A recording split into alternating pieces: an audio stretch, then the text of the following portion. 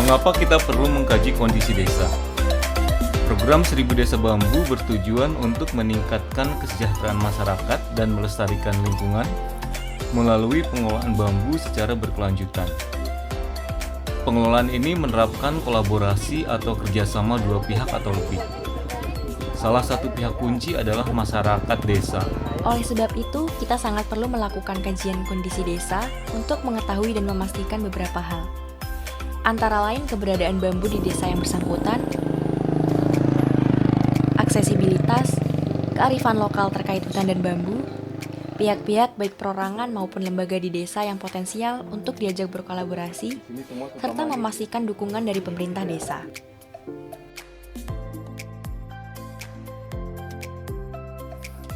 Hasil dari mengkaji kondisi desa adalah rekomendasi kelayakan untuk dilakukan tindak lanjut dalam bentuk sekolah lapang bambu sebagai salah satu pendorong program 1000 Desa Bambu.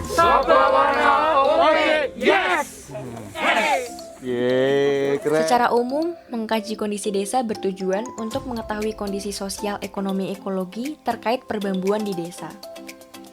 Secara khusus, mengkaji kondisi desa dilakukan dalam rangka menilai apakah sebuah desa layak menjalankan program 1000 Desa Bambu. Kelayakan ini meliputi indikator bambu yang tersedia, sumber daya manusia, aksesibilitas, dukungan pemerintah desa dan pemerintah daerah, serta komitmen para pihak untuk berkolaborasi mengembangkan industri bambu rakyat.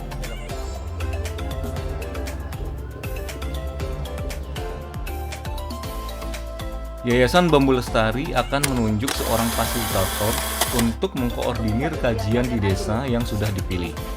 Ya besok itu nggak ada hubungannya sama kerjaan Jakarta. Cuma kalau Desa di sini tidak selalu sama dengan desa administratif, sebab satu desa bambu bisa terdiri dari beberapa desa administratif. mau sambil menunggu untuk Fasilitator selanjutnya akan menjalin komunikasi dengan para pihak, terutama dari perangkat desa dan mitra pendukung seperti KPH, Dinas Kehutanan, dan lain-lain untuk menentukan jadwal kunjungan ke desa, pihak-pihak yang akan dilibatkan, dan logistik. 5 itu paling 2 minggu sekali beli. Berarti kan 300.000 lah. Di sini fasilitator bukan satu-satunya pengkaji. Ia harus bekerja sama dengan para pihak di desa dan melakukan kajian bersama mereka. Jika dibutuhkan, fasilitator dapat meminta dukungan ahli bambu dan atau praktisi bambu untuk membantu proses kajian. Kalau antara bambu-bambu yang tadi disampaikan, Kehadiran fasilitator sangat penting dalam mengkaji kondisi desa. yang paling Gajah di pelupuk mata tidak nampak, kuman di seberang lautan kelihatan. Pepatah ini menggambarkan betapa pentingnya kehadiran orang lain, yaitu fasilitator, untuk menggali dan menunjukkan potensi dan masalah.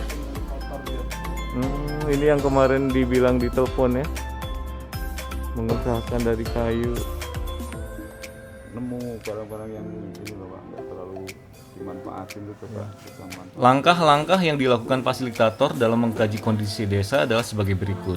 Pertama, tahap persiapan sosial, meliputi koordinasi dengan pemerintah desa, mengenali dan membuat daftar para pihak, observasi awal kondisi desa, dan penilaian mandiri. Kedua, tahap perencanaan, meliputi pemilihan anggota tim kajian, pertemuan awal membahas metode dan instrumen kajian, pembekalan kajian kondisi desa, serta menentukan pembagian kerja dan jadwal. Ketiga adalah tahap pelaksanaan, meliputi pengumpulan data, analisa data dan visualisasi hasil, serta diskusi dan verifikasi hasil-hasil mengkaji kondisi desa bersama masyarakat.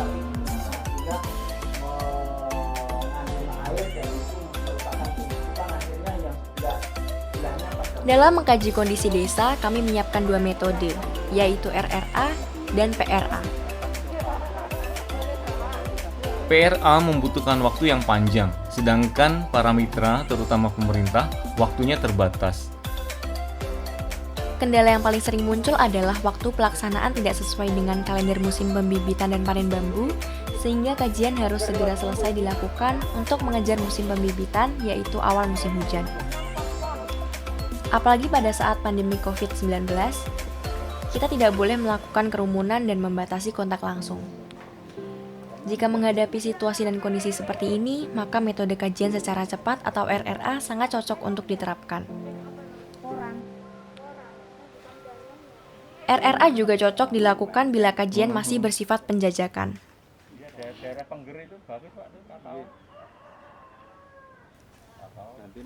Namun, RRA mempunyai konsekuensi, yaitu ketika sekolah lapang bambu dijalankan, harus lebih partisipatif dalam setiap prosesnya untuk melengkapi kekurangan tahap kajian yang kurang melibatkan partisipasi masyarakat. Baik metode RRA maupun PRA membutuhkan fasilitator yang berpengalaman dalam hal teknik pengumpulan data yang mendasar, yaitu observasi partisipasi, wawancara, dan FGD atau Focus Group Discussion. Kunci dari teknik pengumpulan data ini adalah komunikasi. Karenanya, komunikasi yang baik adalah syarat utama menjadi seorang fasilitator. Hafal kaji diulang dalam bahasa Indonesianya, pelajaran itu bisa ingat kalau diulang. Itu sebenarnya kehidupan yang pelajarannya itu.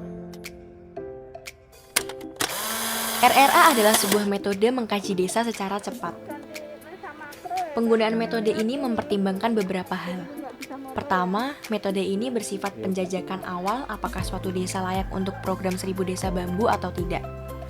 Kedua, metode ini cocok untuk rintisan program 1000 Desa Bambu, misalnya ketika lembaga belum mendapatkan dukungan dan komitmen penuh dari para pihak untuk menjalankan program 1000 Desa Bambu di desa ini, namun sudah ada pihak yang tertarik mendukung kegiatan kecil seperti penanaman bambu, maka RRA cocok untuk dilakukan. Waktu yang dibutuhkan antara 3 hingga 5 hari. Ada beragam instrumen RRA, antara lain observasi agroekosistem, berkenalan dengan bambu di desa, dan sensus bambu. Agroekosistem adalah kegiatan ekonomi yang terkait dengan lingkungan seperti pertanian, perkebunan, kehutanan, perladangan, peternakan, dan semacamnya. Agro di sini berarti pertanian dalam lingkup luas. Kegiatan ekonomi ini antara lain akan tampak dari penggunaan lahan di desa. Pengumpulan data agroekosistem dilakukan menggunakan metode observasi dan wawancara. Fasilitator mengajak beberapa orang yang mengetahui apa yang ingin kita tanyakan, misalnya petani, aparat desa, tokoh pemuda, aktivis lingkungan, dan tokoh masyarakat. Hasil observasi itu dicatat, difoto, dan dipetakan.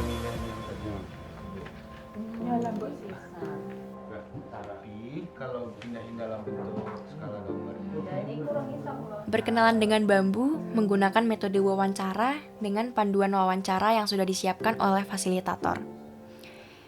Pada saat melakukan koordinasi dengan pemerintah desa dan kelembagaan lokal, seorang fasilitator dianjurkan untuk meminta daftar nama informan kunci untuk diwawancara terkait dengan perbambuan di desa, seperti pemilik rumpun bambu, pengrajin, tukang, tengkulak, sesepuh desa, dan lain-lain. Ya, jadi mungkin yang pertama saya butuh gambaran itu Seorang fasilitator yang sudah berpengalaman memfasilitasi program bambu di desa akan lebih cepat mengenal bambu di desa sasaran, sebab jenis bambu dan pemanfaatannya relatif sama di setiap tempat di Indonesia. Yang kemarin diajarin emang yang Jika sudah berpengalaman, instrumen ini dapat diselesaikan dengan cepat. Belum, tapi kayaknya kira-kira ada.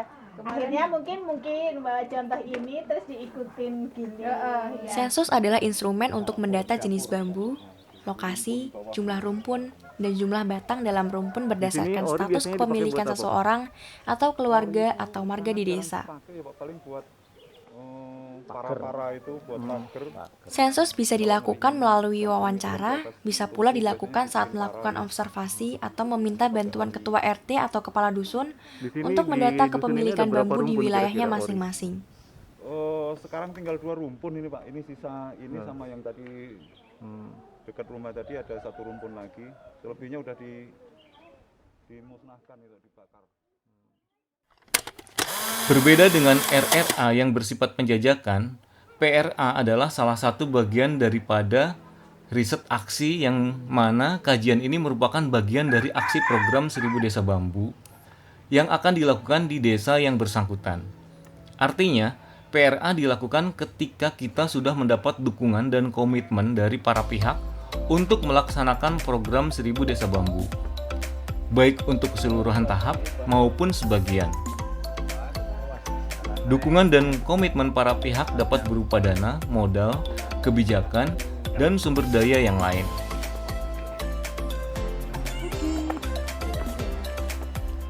Metode PRA harus disesuaikan dengan tujuan program 1000 Desa Bambu.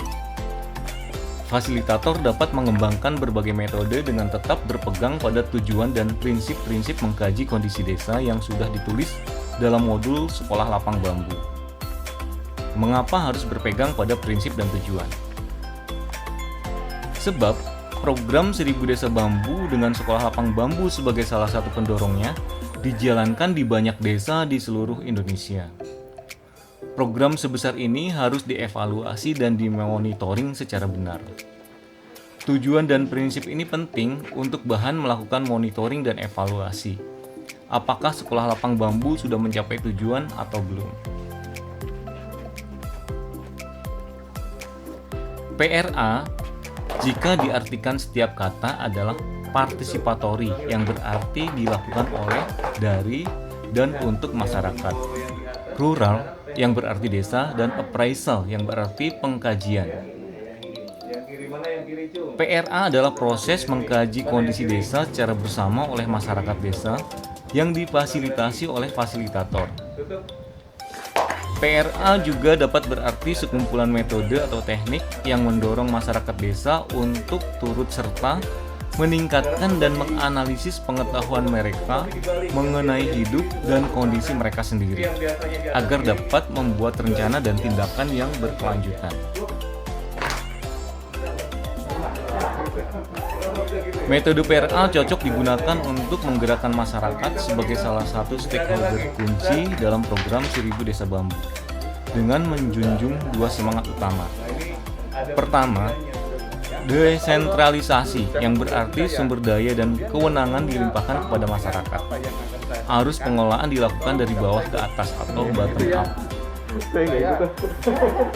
Saya minta 3 personel, 1 Pak Jajang, 2 Pak Subari, Pak Subakir, yang ketiga Mbak Sasti. Tolong Bu Rini ambilkan 2 alat tulis beserta kertasnya. Mas Partiono, silakan mengamati ilmu apa yang akan saya Kedua, sampaikan. pemberdayaan yang berarti masyarakat mendapat daya dan kedaulatan untuk mengambil kendali lebih besar atas kehidupan mereka dan mengembangkan mata pencaharian yang lebih baik. Elemen kuncinya adalah kepemilikan dan kontrol atas aset produksi. Desentralisasi dan pemberdayaan memungkinkan masyarakat setempat untuk mengenali berbagai kompleksitas kondisi mereka sendiri dan beradaptasi dengan perubahan yang sedang terjadi. Teknik PRA ini digunakan untuk mendorong penguatan masyarakat dan pemerintah desa agar mampu mengelola bambu di desanya secara berkelanjutan. Dengan melibatkan masyarakat sejak tahap kajian, diharapkan masyarakat terdorong untuk melakukan pemecahan masalah-masalah yang ada di desanya secara sadar dengan bekal pengetahuan yang didapat melalui Sekolah Lapang Bambu. Teknik PRA ini digunakan sebagai titik masuk pemberdayaan sekaligus untuk mengumpulkan informasi kondisi desa. Berbeda dengan RRA, metode PRA membutuhkan waktu lebih panjang antara 7-14 hari dan sepanjang proses Sekolah Lapang Bambu yang dilakukan antara 16-32 kali pertemuan.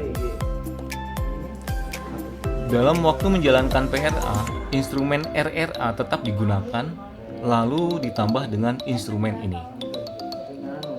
Pertama, sejarah perjalanan bambu. Kedua, transek desa. Ketiga, pemetaan partisipatif. Keempat, analisa kelembagaan atau stakeholders analysis. Kelima, kalender musim.